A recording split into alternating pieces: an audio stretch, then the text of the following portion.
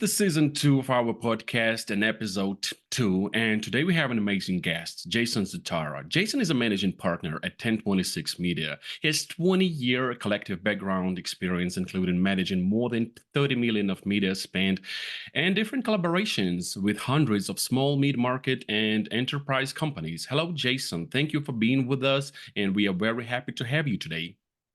Hey, thanks for having me. Looking forward to it. So, the first question is pretty much traditional in our podcast. We would like to know more about you, about the company that you lead. And so, could you share like a story behind founding 1026 Media and what inspired the company's trademark catchphrase, advertise with purpose? Because we love kind of these things. We love ethics in marketing, and we love when companies have core values. And it seems like it's that kind of a experiences, right? No, absolutely. Yeah. So a little bit of background on me. So personally, I was born in Buffalo, New York, which you'll see the reference there. Raised in Florida and spent time in California, now here in Denver, Colorado. But with that being said, I met a lot of different people, learned a lot of different cultures, had a few different positions in the business world. But I started out in marketing when I was 20. I'll age myself. That's 20 plus years in that space. And so when I got into the agency world later in my career, I started really loving the agency, working with the brand side. And so that's why I started 1026 Media, mostly because what I found between brands and agencies is that, and not everyone, I don't like to generalize by any means, but there were a lot of times where you would have a salesperson who was on the sales process, and maybe they're a senior level type person, and then they sign the contract or the proposal, then as soon as they're onboarding, they get handed off to an intern or someone who's just got on the job, which they're great to have those, but you still should have some type of guidance and leadership. And so if you have a great intern though, right? Right, yeah, you have to have a great intern, which then would really be an intern. But yeah, so the point is really I found that gap between what brands were told at the beginning of the sales process and throughout the sales process, and I've been there because I do sales all the way through to the operation, which I've also done that. And so I understand both sides of the fence, if you will, or both sides of the house in the restaurant analogy. And so that's part of the reason why what prompted me to start the agency was to kind of bridge that gap, and also just to be perfectly frank, I wanted to control my own destiny and be able to provide for my family without the limitations of being an employee of somebody. So fast forward to 2012, started the agency 10 years later, which is today. So technically fast forward to today. So 1026 Media is a paid media agency. That's all we do. That's what we do on a day-to-day basis is paid search, paid social, video, display, anything inside of that, underneath that umbrella, if you will. And so that would be, Google, Meta, which would include Facebook, Instagram, TikTok, Pinterest, any of those social or search platforms, Microsoft as well. And so over those, and so that's really our specialty. So we don't get caught up in SEO or email marketing. Now we know how they all play inside the ecosystem, but we really focus, and we want to be the best at paid media best paid media agency that we can versus a full service realm. So that's who 1026 is. We work, as you shared in the intro, we've over the 10 years, we worked a lot of different companies. The three ones that we have found commonality in are and kind of throughout the years is travel and tourism is one big one we do. Another one is higher education. And the third one, which ties to the advertise with purpose, as you were sharing earlier, is those purpose-driven brands. Excuse me. So no worries, what we found is over the last 10 years, the companies that we really found success with and enjoyed working with were those companies that wanted to do more than just make profit. Making profit's great. I'm a capitalist. I'm good with that. But I feel like if we can make a difference in the world while we're making money, it's kind of a right of our responsibility as a human to do so. And so the third segment that we like to work in is more the sustainability, ecotourism or eco products, right? Those type of things. So things that are giving back to the either people or planet, those disadvantaged individuals. So that's what we focus on nowadays are really those three segments sprinkled in with some other industries. But I try to keep it short, but there's so much I could share. I'll stop there and let me know if you want me to elaborate on that. That's awesome. So, as Jason just said, yes, there is a myth about us marketeers, people who work in marketing and in advertising, that we trick others, that we trick the audience into buying things, using things. But you can't even imagine how happy we are when we see our partners, when we see our clients prosper, when we see them, when we see their success, and every time I think, oh my God, I've been a part of that. That's incredible. So actually, yeah, our main goal usually is to make our partners and to make our clients to be proud of us, to work with us even more, to make their businesses shine, to make this planet a better place, probably, right? And I have a Absolutely. question related to that too, because every time I have a person on a podcast who has a huge experience like you do, I always ask the same question, and it's really, really working out well because different people have different perspectives on this. And you have over 20 years of experience in marketing. How have you seen the digital marketing and advertising industry evolve? And how has 1026 Media adapted to these changes? What was the biggest change? What was the biggest stress for you, and how you adapted? And we just had this in our previous episode. We had a huge conversation that back in the days we used to have a crisis every couple of years. Now it seems like every couple of months. So how do you guys adapt, and how do you guys overcome this crises, struggles, and changes in the industry? Yeah, that's a excuse me, that's a pretty loaded question, but let me see if I can answer it in a condensed version. I think for me, because I grew up in the age of where technology, right? We didn't have cell phones, right? Personally. And so then moving into, is it the beepers, into then the pagers, into the cell phones, and now it's like we have these phones all over the place, and laptops and iPads and all this stuff, right? And so from a And I'm sorry, technology standpoint, we it's actually had amazing. to text to tweet, guys. That's what we Yeah, done there you back go. in the Yeah, there you days. go. And so what has been interesting since, I'll just say, since 2012 is from a business standpoint, for businesses, there are a lot of times where you could get organic traction, where you could do branding, more branding stuff, and still get some of that traction. I think that part of the reason why we shifted to only doing paid media was because we found it's a pay to play world. And so what we found is the evolution of, you have to invest in a paid media strategy, or you're just going to get left behind. And yes, organic's great, SEO is great, and you still want to do some of those things just from a brand foundation standpoint. But what we found is the evolution of paid media in that standpoint, right? So from a business of like, okay, now we need to put more budget behind paid efforts, which is actually done really well for us, right, in that space. And so from that standpoint, there's that, right, of okay, more businesses have to invest in that, and primarily that was, PPC was only known as Google, right, and a little bit of Microsoft / Bing, back in the day, and now with with Facebook and Instagram, which isn't even that old, right, if you think about the whole timeline, the evolution of Facebook and Instagram and Pinterest, and even LinkedIn. You mentioned, and I've looked at B2B audiences that I'm talking to now. Like LinkedIn is such a powerful tool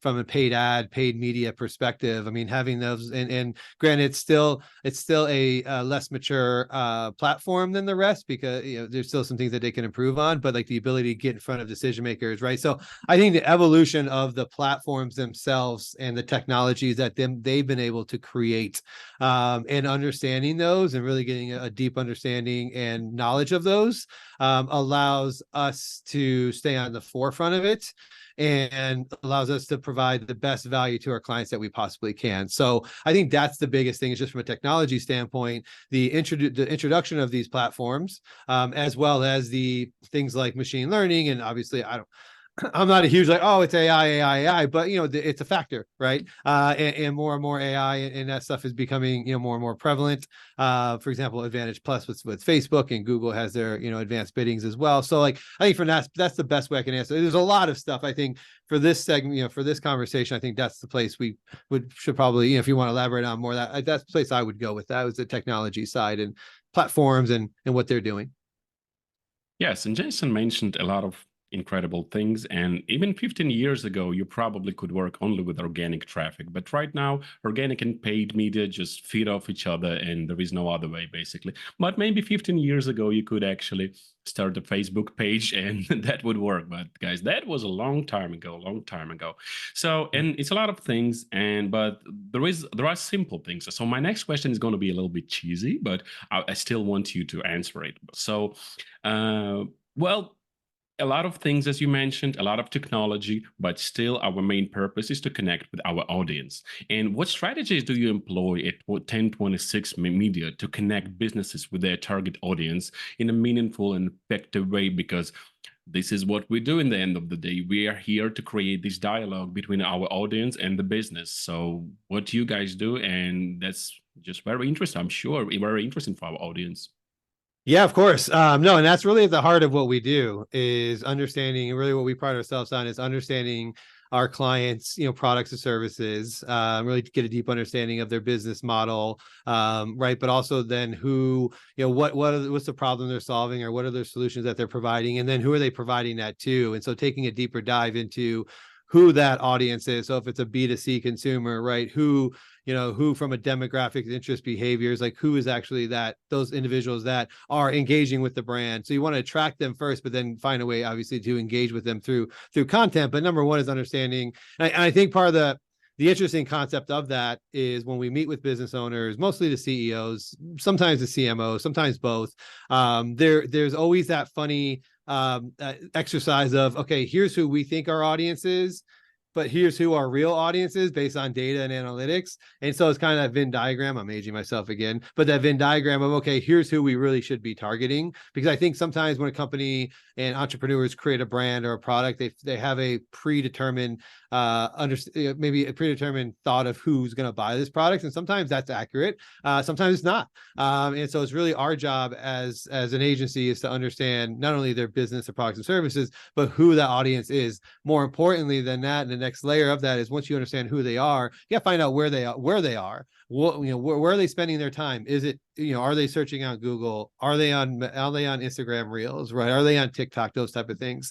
And then understanding what they're engaging with. So are they engaging more with videos, or are they engaging more with imagery? Are they within that, with the imagery, are they the people images more engaging than, say, general product images, things like that, right? So it's kind of that constant testing. And so, but it's understanding the business, their audience, who they are, where they're spending their time, and then how they're digesting that content, and then creating a strategy from start to finish to, again, not only attract those people, but to get them to engage, and then ultimately, buy or enroll, or whatever that CTA is, whatever that ultimate goal is, right? So for us, because we do a lot of like lead gen, like we do have e-commerce businesses, but most of our work is lead gen. So we look at it from a lead, an opportunity, and a sale, right? Or lead opportunity booking, or lead opportunity enrollment, right? So for us, we have to make sure that we are not only looking at, hey,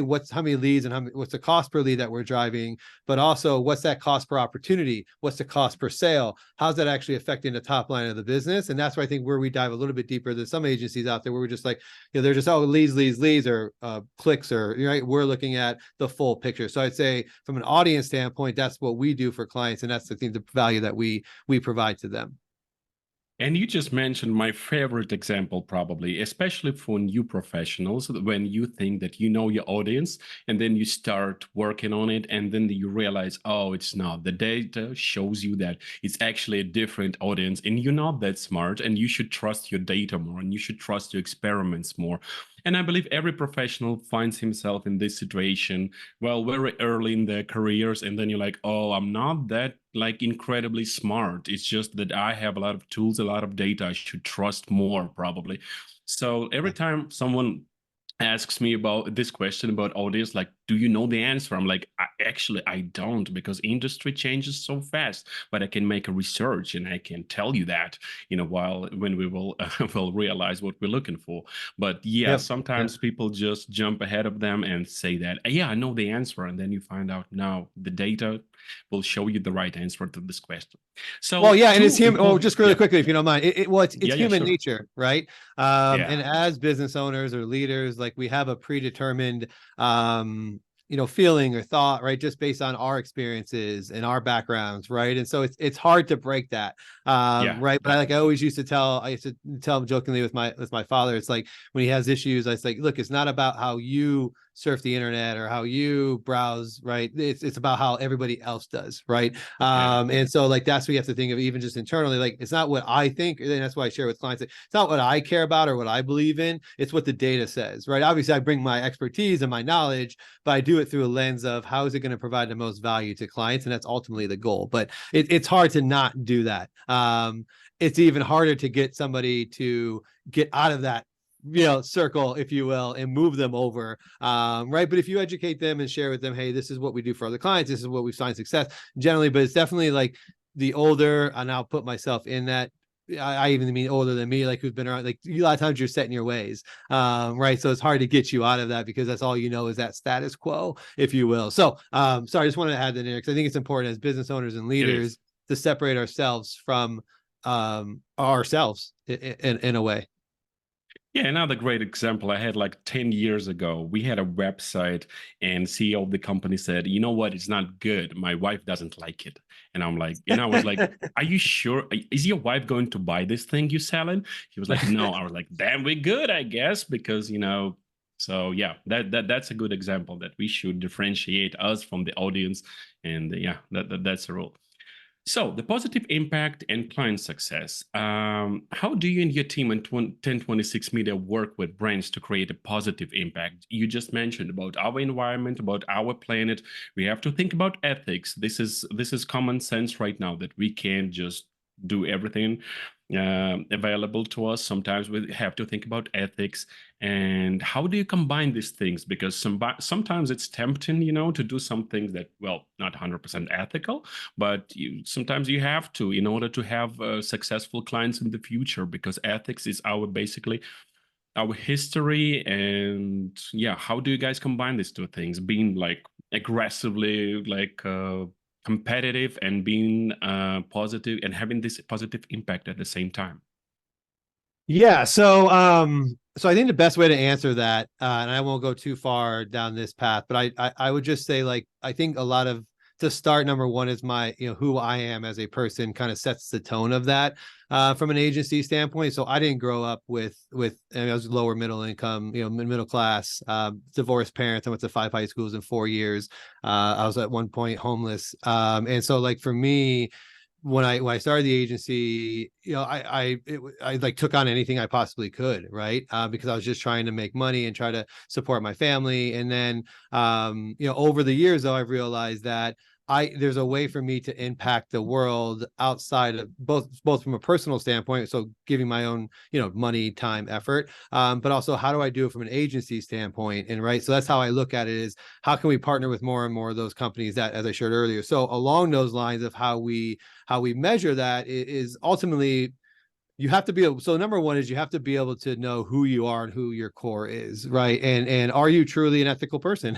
I mean, let's be honest. Is that something that you want to live by? And we hope the answer is yes, right? But obviously if it is, then you have to align yourself with the people that are aligned with you in that sense, right? So that would be employees, partners, right? Clients. And so you tend to find yourself surrounded by those people, and you have to sometimes make a conscious effort to do that. Like for example, when we started to think more about, okay, how do we work with more, so there's a B Corp, so there's a certification that companies can get called B Corp certified, right? They're B Corp certified organizations. And so with that, they go through strenuous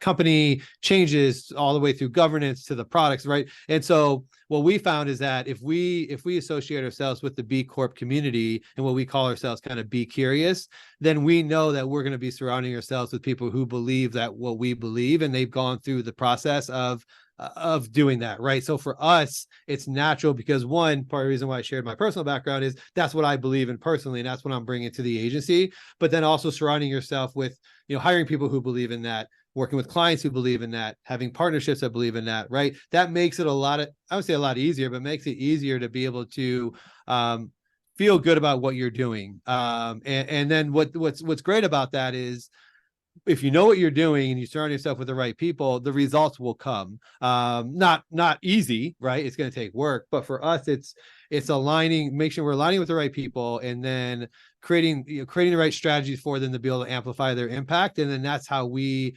help them, right? So for us, how we help the B Corp organizations is we help them amplify their message, right? So if we can help save, and this is kind of what I was sharing with another podcast earlier, is earlier this week, last week, I can lose track of time with the holidays, is that if we can help a company who eliminates waste from the ocean, or eliminates bottled water, unreusable plastic from the ocean, right, we're helping that cause, right? And so the more products we can sell, the more oceans that, more animals we're saving, the more reefs we're saving, the more planet we're saving, right? So I think kind of what you're saying earlier, you alluded to, is like the more we can help our clients, the more we help ourselves. So sorry to get long-winded. I'm not sure if that exactly answers your question, but for us, it's like, so to kind of recap, aligning ourselves with the people, understanding their, helping them amplify their impact, and that's how we kind of fulfill our role. So one other quickly thing, or our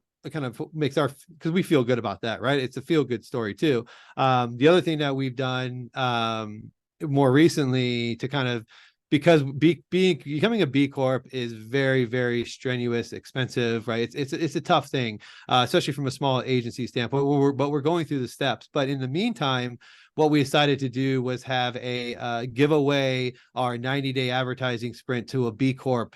And that's as the Advertise with Purpose Award. So not only are we saying, hey, Advertise with Purpose is our core of what we do, but we want to also help a B Corp for free. So we're giving away and donating our services.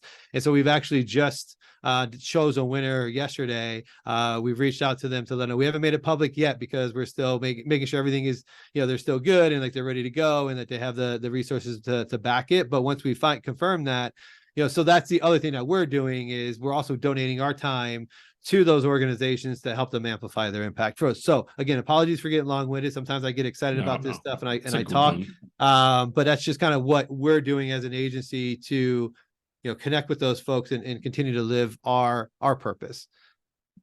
Yeah, and I'm sorry for being a little bit of pragmatic, but being like ethical company and being a B Corp type company like you are probably helps business, right? It helps client retention and it helps building long-term client relationships, because I bet it feels good to work with a company with high level of ethics. So does this help you in 1026 Media to build long-term relationship with your clients and have a better client retention?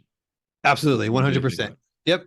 Yeah, because although, I mean, people buy from people, right? Businesses aren't. So if you can connect with the people inside of that organization, your client or your partner, we have partner agencies that we work with, right? So if you are aligned there, it's natural to then be able to work and find success and enjoy working. So absolutely, you have to be aligned on the ethical side of that. And the reason I share the B Corp is that's kind of how we do that, is through the B Corp standards, right? So we're not technically B Corp certified, just to confirm that. I don't want to mislead anybody, but we do work with B Corp clients, and we're looking to work with more and more of those organizations because it's just a great cause, and it's something that we believe in.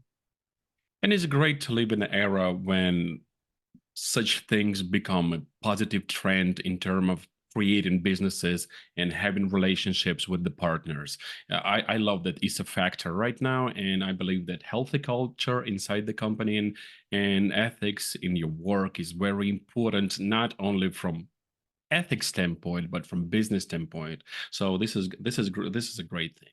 So I'd like to ask you more about social media because, as you mentioned, there are a lot of things like just popping out, like TikTok. We had AI, and a lot of things connected, new social networks all the time. Just a year ago, everyone had to have a new threads strategy, and now like no one even talks about those threads. But a year ago, everyone was like, let's create a thread strategy for our company. We will not survive without it. How do you guys react on new trends, new social media like platforms that just being created so fast? And what's your analysis of this whole situation? How fast do you guys react, and what should we do? Yeah, so I think there's two things that we generally discuss internally with this, and what I believe in is one is we want to be proactive versus reactive. And so what that means is we generally are we're not as like we're kind of more we're not going to be reactive as fast as maybe some other people are. So when it's new technology, what we like to do is usually dive into it, learn more about it. What's the true meaning of it? Are people adapting it? Right. Some of those things. I think that's number one, is not to be too reactive, too fast. Right. So understand what it is. At the same time, know that, it's the world's going to evolve, technology is going to evolve. You gotta learn it. If we do it, if nothing else, we do it for our clients, right? Because I feel like we owe it to our clients to at least investigate it, right? So whether that's threads or TikTok back in the day before it became what it was, right? It's like, okay, let's explore it. Does it make sense? Great. Like we were doing that with TikTok with some clients, right? Like where, okay, TikTok is great, but does it fit your audience? Is it the people that you want to engage with, right? Or whether it's that or any other platform, right? So I think number one is that of don't be too reactive too fast, right? Do your research, dive into it, make sure it makes sense. I think secondarily to that is I myself have always been more of a moderate person. I'm a middle child, which probably explains a lot of that. And so I tend to sway not one way or the other, whether it's I won't get into whether it's politics or religion or anything else, right? Business, where like I'm generally going to be like I think it's okay to drink Coke and Pepsi, right? You don't have to pick one, in that sense, right? So for me, it's like, yeah, we don't want to dive too far into it, right, or too far out of it. And so for us, that's where it goes back to number one, is like, let's understand where it is. Let's not start adapting it for every client, but let's also not ignore it, right? So I think it's like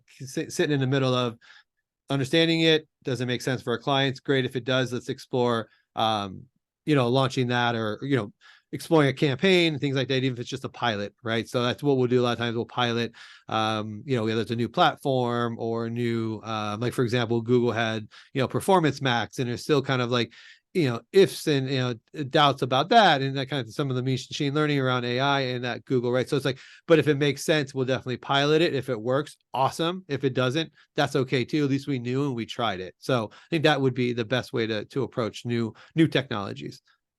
Yes, and I just wanted to add to your TikTok remark that sometimes it's worth to reevaluate, right? So because back Yes. in the days when TikTok just was created, the audience was really young. And let's be honest, you couldn't make clients of that audience. Right now, the average audience is like 30, 35 years, same age as a lot of us. And sometimes it's worth to reevaluate that. So if you don't like TikTok now, if you don't like threads now, maybe in the future, maybe it will work. So it's sometimes you should come back, sometimes you shouldn't. So yeah, that's Oh, it. absolutely. Yeah, I agree. I think like every quarter you should evaluate that stuff, right? Because like you said, it evolves. So you're absolutely right. That's a great point. Yeah. So now let's talk about future. So looking ahead, what are your long-term goals for the company, for your agency, 1026 Media, and how do you guys plan to continue making a positive impact in the digital marketing industry? Maybe you have something interesting you're planning. Maybe there is something going on. But we usually ask people with experience this question because sometimes when you had a lot of experience in the industry, you can kind of predict something in the future, right?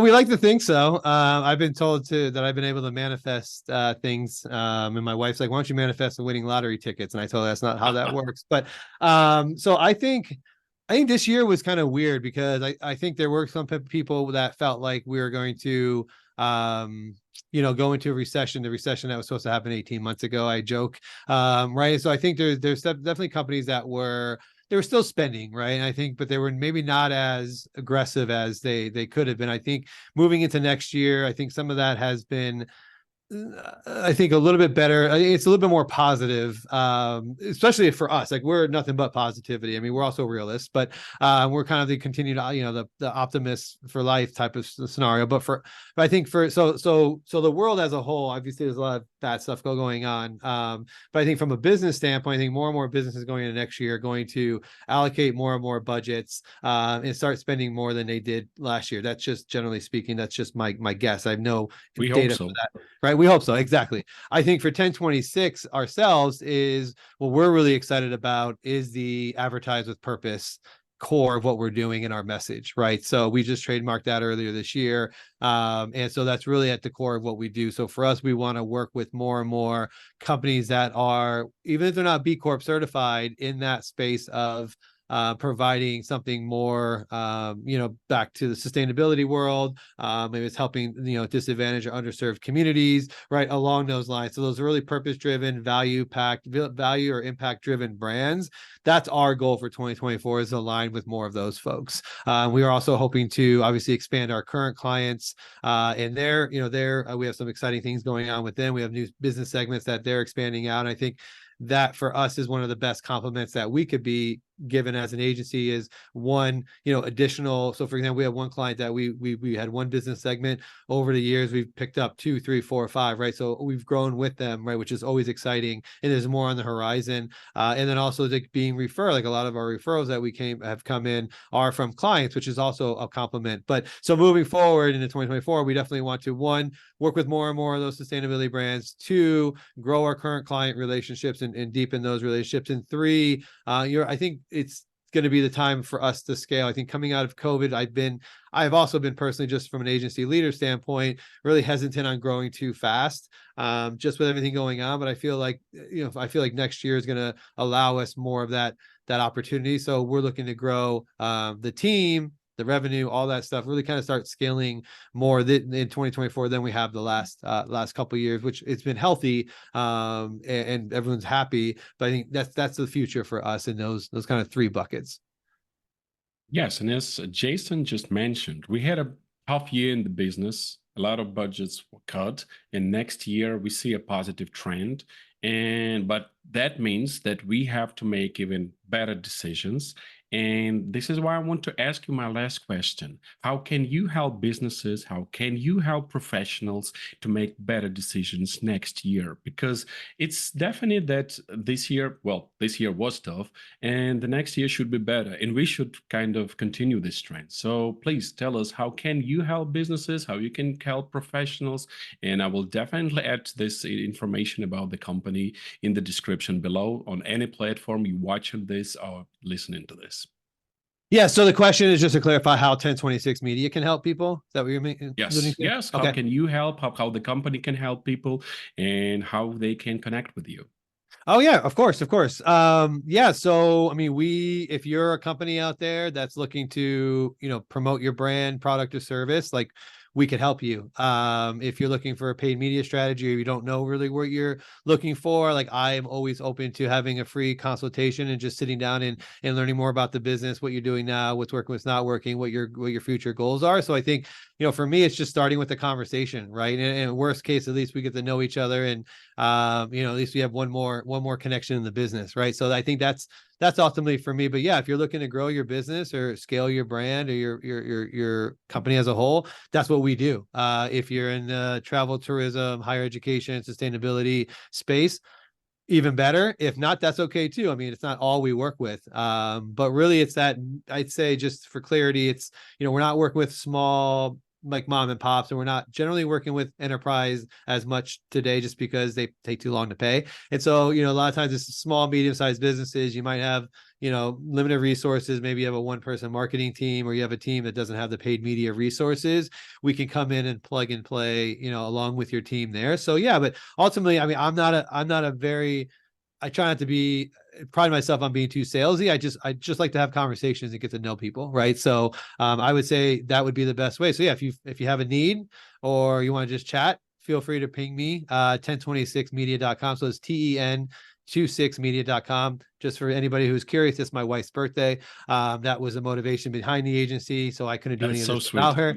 So that is her. So she always has the namesake there, no matter what happens, which she's always proud of. But yeah, 1026media.com, where you can find me on any of the socials. LinkedIn is mostly what I'm on.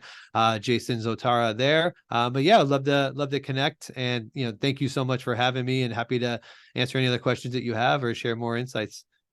Yeah, If guys. needed. So, and as I always say, starting a conversation is free. I don't think Jason will charge you if you will start and he will consult you and you will create this connection, because this world is about connections. And if you have the right people, you will always succeed. So you just start a conversation and then see how it goes, because you never know. So thank you so much for being with us, Jason. This has been a great experience. You've really added different perspectives on the questions and on the points we usually discuss. So thank you for being with us. I'm happy I have this connection with you right now and with the company. So thank you for being with us. And yeah, have a great week. Have a great week and have a great holidays too. Yeah, thank you so much for having me again. And it was so great to get to know you as well. And I'm sure we'll continue the conversation offline and get to know more about what you guys are doing there as well. So I thanks hope so. again. I hope so. Thank you. Cheers.